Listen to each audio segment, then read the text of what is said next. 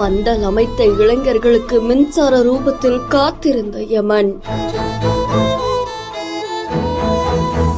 தூக்கி வீசப்பட்ட நிலையில் பரிதாபமாக உயிரிழந்த இளைஞர்.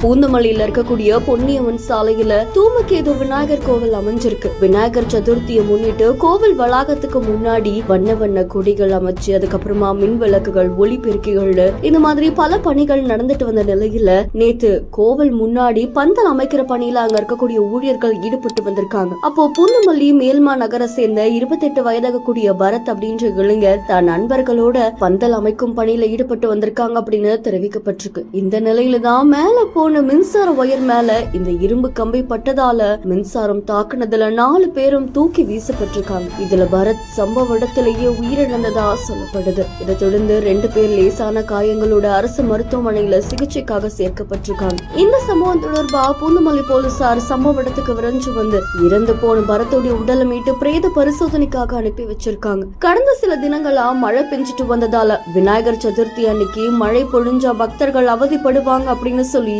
கோவிலுக்கு முன்னாடியே இந்த பந்தல் அமைக்கப்பட்டிருக்கு. அப்போ இரும்பால இருக்கக்கூடிய இந்த அரேபியன் பந்தல் அமைக்கும் போது மின்சாரம் தாக்கி இளைஞர் உயிரிழந்தது பலரையும் அதிர்ச்சிக்குள்ளாக்கியிருக்கு. இந்த சம்பவம் அந்த பகுதியில் பெரும் பரபரப்பையும் சோகத்தையும் ஏற்படுத்தியிருக்கு.